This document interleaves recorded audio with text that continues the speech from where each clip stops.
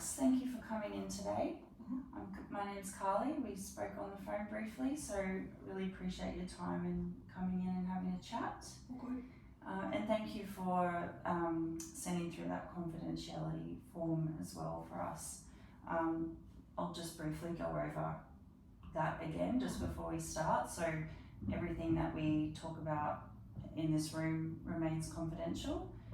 There are some times where information may be shared that I'll just remind you of. So it could be a court subpoena if I feel there is a risk of harm to yourself or someone else, or if I need to have a chat with my supervisor about your case. Sure. So that's fine. Yeah, that's okay. Yeah. Cool. I might take some notes while we're having a chat as well, if that's all right with you. Yeah. Cool.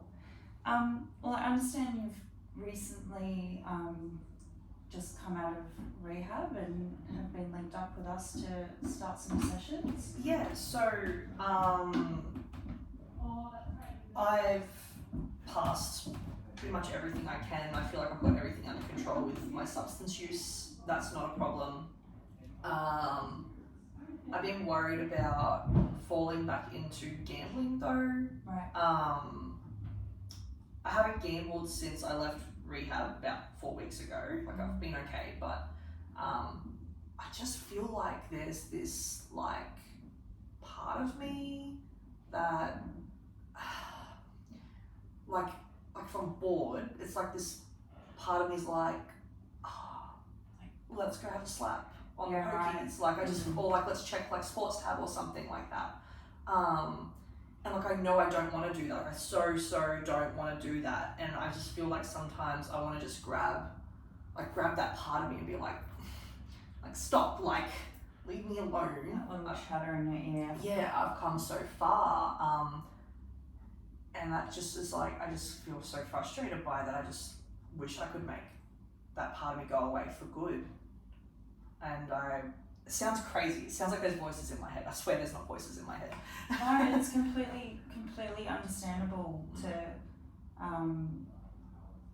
have those pulls to past behaviours and feelings like that. So it's quite common to experience after having come out of the rehab that you were just in. Yeah. And like they gave me lots of education too about like dopamine and serotonin and like all those sorts of things and how like, you know, brain chemicals that get you going and stuff like that. And I just feel like there's two parts of me, like and there's a part of me that knows what I need to be doing and like how to care for myself and be a better person maybe for somebody else one day. And then there's this part of me that's like, do it. Like let's just go. And I feel really disjointed. Right. Yeah. Okay. It sounds like you're facing like numerous crossroads and like that push and pull, not knowing which way with those two conflicting sort of energies. What if, I'm just thinking there is a technique that might be quite helpful given your situation and how you're feeling. What would it look like if that other part of you was sitting in front of you and you could talk to that side of you, that person? Like they're physically there in front of me. Yeah, so it's part of a therapy called Gestalt Therapy. And this particular technique is called the empty chair technique. It's very simple.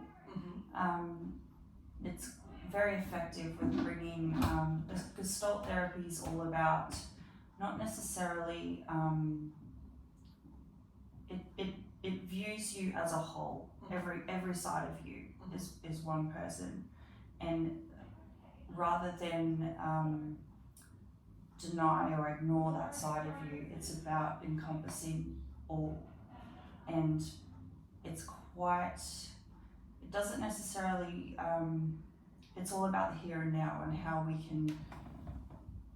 how we can face today's challenges and move forward. It's all about awareness. So I think the empty chair technique might be useful in that you could it will help you become aware of your own feelings. It might even have you discover new feelings. This other side of me type thing. Yeah, so what if you're comfortable, we can have a little go of it now. I can bring a chair over. I mean, I'm going to be really honest, I might feel a bit silly talking to a chair.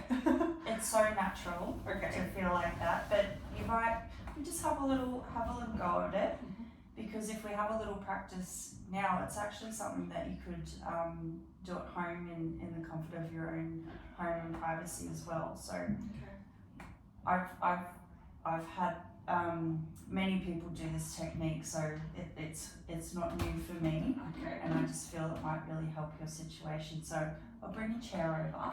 Okay. And you can have a chat to your other self. Okay. Yeah, sure. Comfortable to have a go? Yeah. Why not? Okay, so I'll bring this one over. So let's say, just ignore me. Yep. This other side of you is sitting in this chair. Okay. And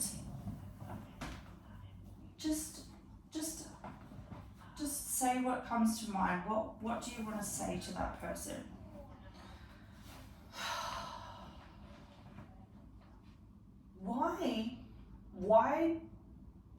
Why do you want to keep gambling? That's my first question. That's a great first question. Yeah. Now, if you were that person, that side of you, talking back, what do you think they would say? You would say? Well, I'd maybe say that to myself. Well, we had a lot of fun times. It was really fun. Don't you want to have fun? Yeah, that's probably what I'd say. Yeah. And how would you respond to that?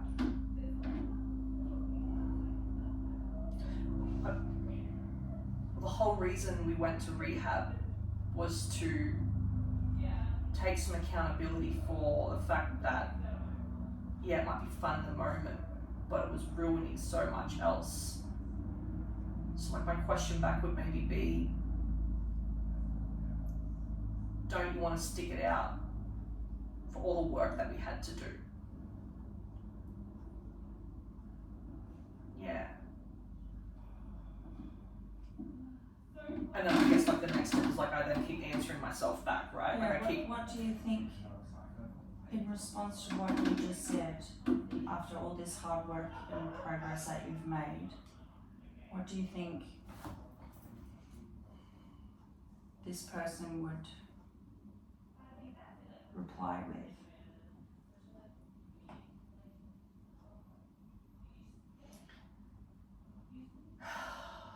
It's hard stuff to talk about because I feel like I'm getting to the maybe the things that I haven't addressed with myself yet. So I feel like this person would say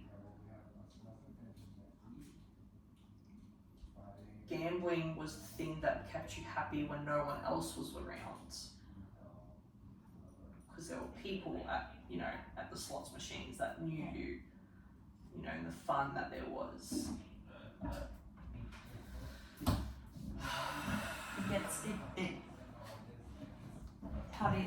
Can you feel it starting to, it's not surface stuff, it's starting to dig deeper into. Yeah. I don't think I've ever spoken to myself like this before. It's not something people often do, but it's very effective and it's really powerful. It really makes you think. I think I'd say back to myself, like after that, after I've said that, gambling was what I did to have fun because I was lonely. It's gonna sound crazy, but I've met this girl and I really want to be friends with her. And feel like if we keep choosing gambling, we're going to slip back into ways where people don't want to be around us or don't trust us. And I want this part of me to trust this part of me, that this new way is going to be better. It just takes a bit more work. Yeah. So I guess I'd ask this part of me, why don't you trust me?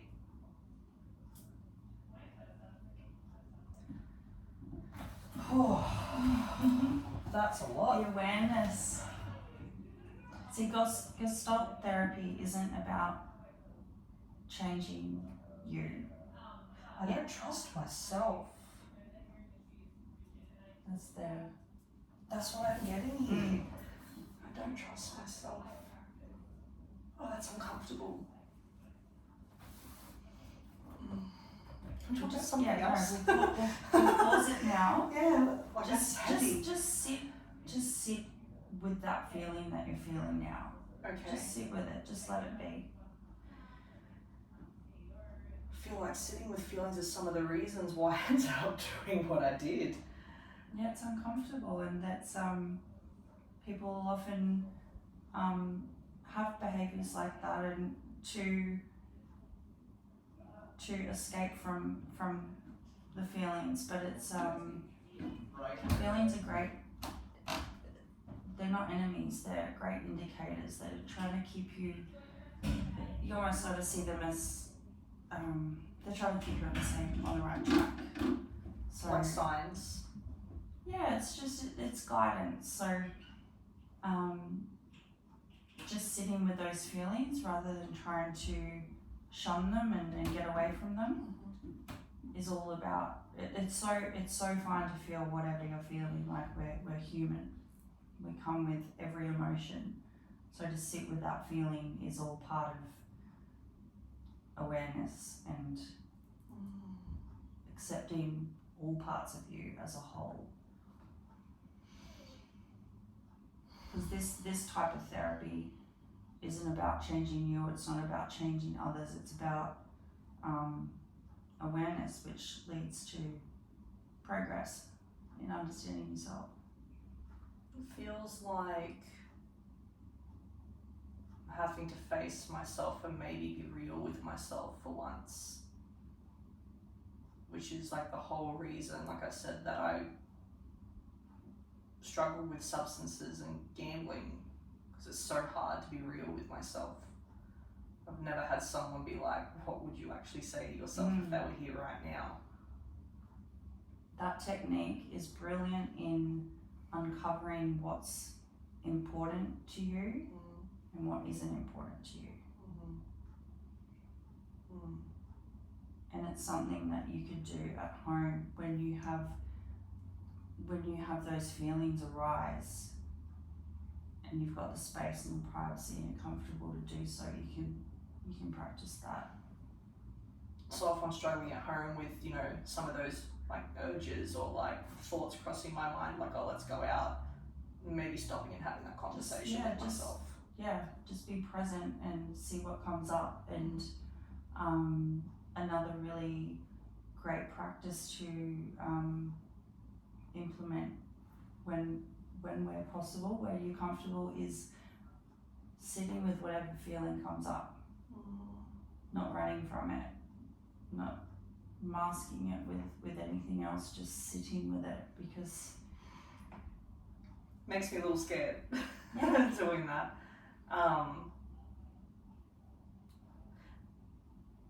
Is that something we could keep doing? Absolutely. Because it feels a lot easier to sit in the feeling when I've got someone here that understands. I'm not sure how good I'll be able to do it at home by myself. Yeah. Even if you want to try an empty chair in just at home, if you just want to keep the practice in our sessions, absolutely fine. Especially sitting with the feelings. I can support you through that as well. So that would be good. I feel like I'll be able to do this eventually myself, but even if for now I just maybe I'll just go, oh, that could be a conversation for next time, maybe. Yeah, and jot it down on your phone, and then we can revisit it when we have sessions. So Okay. every week we can check in and see how things are going. Okay. That'd be great. Yeah. That'd be cool. Wow, that was a lot really quick. That was amazing. Yeah, it's a very effective technique, very simple.